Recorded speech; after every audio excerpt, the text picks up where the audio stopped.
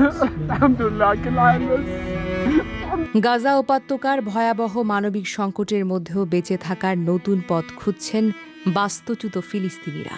যুদ্ধ ধ্বংসের কারণে ঘরবাড়ি হারানোর পরেও পরিবারের জন্য খাবার ও আয়ের ব্যবস্থা করতে নিজেরাই নানা উদ্যোগ নিচ্ছেন তারা।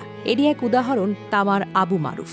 বাস্তুচ্যুত এই ফিলিস্তিনি খান ইউনিসের পশ্চিমে অস্ট্রিয়ান কবরস্থানের কাছে নিজের তাঁবুর পাশের ছোট্ট একটি জায়গায় শাকসবজি ও বিভিন্ন গাছপালা চাষ করেছেন। সীমিত সুযোগ সুবিধার মধ্যেও তিনি মাটি ব্যবহার করে তৈরি করেছেন ছোট্ট একটি সবুজ বাগান। المرة الثالثة اللي هي جنب بجوار مقابر তামারের এই উদ্যোগ শুধু পরিবারের খাদ্যের চাহিদাই পূরণ করছে না, বরং কঠিন পরিস্থিতির মধ্যে একটি আয়ের উৎস হিসেবেও কাজ করছে। যুদ্ধের কারণে বাজার ব্যবস্থা ও কর্মসংস্থানের সংকট তৈরি হওয়ায় অনেক বাস্তুচ্যুত মানুষ নিজেদের প্রয়োজন মেটাতে এমন বিকল্প পথ বেছে নিয়েছেন। গাজার বহু মানুষ বর্তমানে তাঁবুতে বসবাস করছেন। খাদ্য, পানি ও চিকিৎসার সংকটের পাশাপাশি প্রতিদিনের জীবনযাপন হয়ে উঠেছে কঠিন।